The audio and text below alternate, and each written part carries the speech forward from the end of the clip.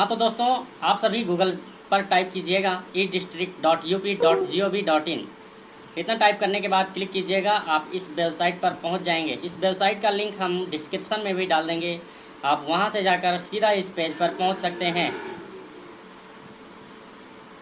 यहाँ पर पहुँचने के बाद आप सभी को ई डिस्ट्रिक्ट लॉगिन पर क्लिक करना है। ई डिस्ट्रिक्ट पर लॉगिन करते ही आप सभी के सामने लॉगिन वाला, आप सभी को यहाँ से सिलेक्ट लॉगिन टाइप पर क्लिक करना है और यहाँ से अपना लॉगिन टाइप चूज कर लेना है। जैसा कि CSE ई डिस्ट्रिक्ट यूजर, जो भी जन सुविधा केंद्र संचालक हैं या फिर पंचायत सहायक हैं, यहाँ से CSE ई डिस्ट्रिक्ट यूजर पर क्लिक करके आप अपना ID यहाँ पर डालेंगे, पासवर्ड यहाँ पर डालेंगे, उसके बाद कैप्चा पर सीधा क्लिक करेंगे।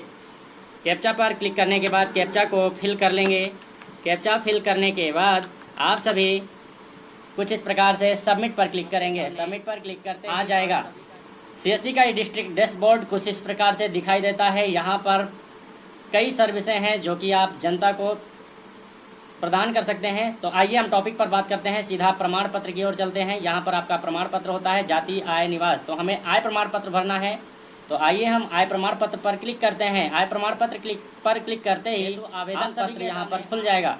इसके बाद सेवा का प्रकार आप सभी को ग्रामीण या नगरीय सेलेक्ट कर लेना है। हमारे केस में ग्रामीण है तो हम ग्रामीण सेलेक्ट कर लेते हैं। उसके बाद यहाँ पर नाम, प्रार्थी का नाम हिंदी में, तो प्रार्थी का नाम हिंदी में डाल लेते हैं। उसके बाद प्रार्थी का नाम अंग्रेजी में, आइए प्रार्थी का नाम यहाँ पर अंग्रेजी में डाल लेते हैं। उसके बाद प्रार्थी के पिता व पति संरक्षक का नाम, तो हमारे केस में पिता हैं तो पिता का नाम हिंदी में डाल लेते हैं। आइए हिंदी में डाल लिए। उसके बाद आवेदक की माता का नाम हिंदी में डालते हैं। आवेदक की माता का नाम हिंदी में डाल लिए। उसके बाद वर्तमान पता, मकान नंबर, मोहल्ला, पोस्ट, ग्राम में एक पद अनिवार्य है। तो आइए भरते हैं। मकान संख्या आपको कुछ भी भर देना है, अगर याद है तो अच्छे से भरें, नहीं याद है तो 0 या कॉमा लगा सकते हैं। उसके बाद मोहल्ला में आप ग्राम व पोस्ट डाल दीजिएगा।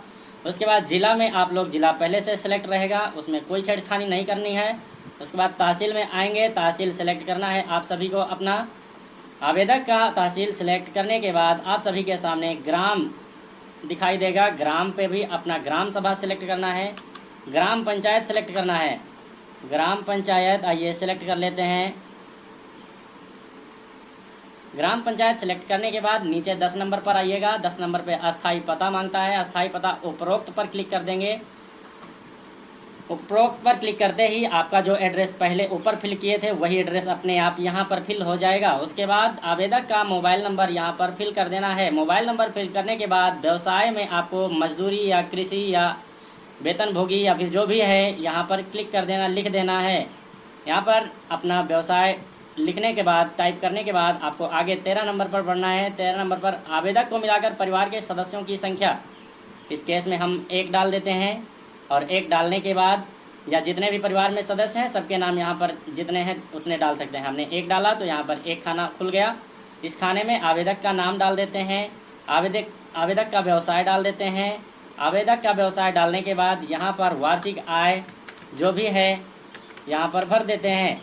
वार्षिक आय भरने के बाद यहाँ पर 14 नंबर में कई ऑप्शन हैं, 14 का, 14 खा, 14 गा, घा, अंगा, चा, छा, जो भी है इसमें से आपको सिर्फ एक में किसी में भर देना है। तो हम अन्य स्रोतों से आय वाले में एक भर देते हैं, अन्य स्रोतों से आय लगा देते हैं, जो भी है अपने हिसाब से लगा देंगे। उसके बाद आप 15 नंबर पर आएंगे, वार्षिक की कुल वार्षिक परिवार की कुल वार्षिक आय रुपया, ये अपने आप यहाँ पर फिल होगा। उसके बाद क्या इससे पूर्व जाति प्रमाण पत्र या आय प्रमाण पत्र जारी हुआ है, इस पर आपको नहीं ही रहने देना है। उसके बाद राशन कार्ड या संख्या या परिवार आईडी, यहाँ पर आप कोई फैमिली आईडी है या फिर परिवार राशन कार्ड है तो यहाँ पर उसका नंबर डाल सकते हैं। हमारे केस में हम खाली छोड़ देते हैं, जैसा कि आवेदक ने हमें नहीं दिया है तो हम इसको खाली छोड़ देंगे। आगे आते हैं प्रमाण पत्र बनवाने। 17 के बाद 18 नंबर पे आते हैं। आवेदन शुल्क का भुगतान कर दिया है, ये पहले से हाँ लिखा रहेगा, इसको ऐसे ही रहने देना है। उसके बाद 19 नंबर पर आपका आता है प्रमाण पत्र बनवाने का कारण, किस कारण से आप आय प्रमाण पत्र बनवा रहे हैं उसको यहाँ पर फिलअप कर देना है। जैसा कि हमारे केस में छात्रवृत्ति है, शिक्षण संस्थान में प्रवेश हेतु छात्रवृत्ति या अन्य, आपका जो भी कारण है आप अन्य में भी सेलेक्ट करके डाल सकते हैं। हमारे केस में छात्रवृत्ति हेतु भरा जा रहा है तो हम छात्रवृत्ति सेलेक्ट कर लिए। छात्रवृत्ति सेलेक्ट करने के बाद 20 नंबर पर आता है संलग्नक शीर्षक, यहाँ पर आपको डॉक्यूमेंट अपलोड करना होता है। आइए 20 नंबर पर यहाँ से चुनते हैं। चुनने के बाद आपको कुछ ऑप्शन दिखाई पड़ रहा है, फ़ोटो, स्वप्रमाणित घोषणा पत्र, राशन कार्ड, वेतन पर्ची, अन्य में आधार कार्ड वगैरह या जो कुछ भी प्रधान का निवास वगैरह जो भी है यहाँ पर अन्य में डालते हैं। आइए सबसे पहले हम फ़ोटो पर क्लिक करते हैं। फ़ोटो पर क्लिक करने के बाद आप सभी के सामने फ़ोटो सिलेक्ट हो गया। यहाँ से आपको चूज़ फाइल करना है। आइए यहाँ से चूज़ फाइल कर लेते हैं। जैसा कि हमने फाइल में रख लिया हुआ है इनका डॉक्यूमेंट स्कैन करके, तो हम यहाँ से इनका फ़ोटो, आवेदक का फ़ोटो उठा लेते हैं। आवेदक का फ़ोटो उठाने के बाद ये देखिए आ गया है यहाँ पर आने के बाद यहाँ पे अपलोड करना है। अपलोड पर क्लिक करते ही इनका फ़ोटो अपलोड हो जाएगा। इसी प्रकार से दूसरा डॉक्यूमेंट भी अपलोड करते हैं। आइए चुने पर क्लिक करते हैं। उसके बाद फ़ोटो हो चुका है तो फ़ोटो पर कुछ नहीं करेंगे। उसके बाद स्वप्रमाणित घोषणा पत्र यहाँ पर क्लिक करेंगे। ये भी अनिवार्य होता है। स्वप्रमाणित घोषणा पत्र चूज फाइल करके यहाँ से फाइल में जहाँ पर भी रखे होंगे वहाँ से उठा लेंगे। जैसा कि हमने स्वप्रमाणित घोषणा पत्र उठा लिया है। उसके बाद यहाँ से आपको अपलोड पर क्लिक करना है। अपलोड पर क्लिक करते ही आप सभी का स्वप्रमाणित घोषणा पत्र भी अपलोड हो जाएगा। उसके बाद तीसरा डॉक्यूमेंट फिर से उठाते हैं, चुने पर क्लिक करते हैं। उसके बाद हमारे पास आधार कार्ड है तो आधार का ऑप्शन नहीं है तो हम अन्य पर क्लिक करेंगे। अन्य पर क्लिक करते ही आप सभी के सामने एक छोटा सा ऑप्शन खुल जाएगा। यहाँ पर अन्य संलग्न का शीर्षक, यहाँ पर आपको जो भी डॉक्यूमेंट लगा रहे हैं उसका नाम यहाँ पर लिख देना है, नाम यहाँ पर टाइप कर देना है। आइए हम आधार कार्ड देंगे तो आधार कार्ड लिख लेते हैं। जैसा कि हमने आधार कार्ड लिख लिया है, यहाँ से चूज फाइल करते हैं। आवेदक का आधार कार्ड फाइल में से उठा लेते हैं।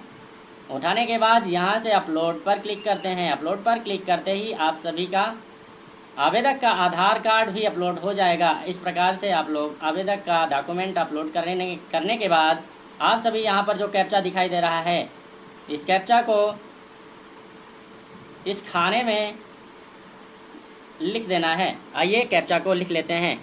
जैसा कि हमने कैप्चा लिख लिया है, दर्ज करने पर क्लिक करते जैसे ही आप दर्ज करें पर क्लिक करेंगे आपका आय प्रमाण पत्र हेतु आवेदन पत्र दर्ज हो जाएगा। आपको आवेदन संख्या यहाँ पर प्राप्त हो जाता है।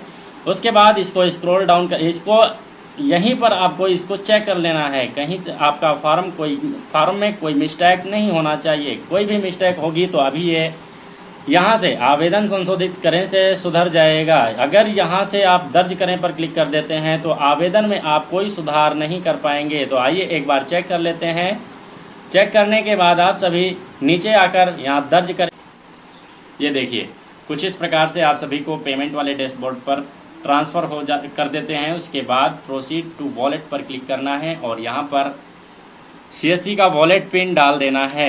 वॉलेट पिन डालने के बाद पे पर क्लिक करना है। पेमेंट पर क्लिक करते ही आपका पेमेंट सक्सेसफुली हो जाएगा और उसके बाद आप सभी को प्रोसीड या फॉरवर्ड टू अप्रूवल अथॉरिटी यहाँ पर क्लिक करना है।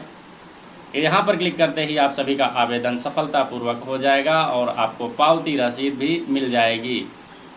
इस रसीद के आने के 4-6 दिन बाद तक इंतज़ार करें। आपका निवास आय प्रमाण पत्र आपके इनबॉक्स में आ जाएगा और आप वहां से डाउनलोड करके आवेदक को दे सकते हैं। वहां से प्रिंट करके आवेदक को दे देंगे। ये कुछ इस प्रकार का इनबॉक्स है, यहाँ पर ही आ जाता है डोमिसाइल, इनकम, कास्ट। यहीं से आप लोग निकाल कर कस्टमर को प्रिंट करके दे सकते हैं। आशा करता हूँ कि वीडियो पसंद आया होगा। वीडियो को लाइक करें, चैनल को सब्सक्राइब करें और ज़्यादा से ज़्यादा लोगों में शेयर करें। वो तब तक के लिए बाय बाय। मिलता हूँ किसी नेक्स्ट वीडियो के साथ। आप लोग ऐसे ही हमसे जुड़े रहें। बहुत बहुत धन्यवाद।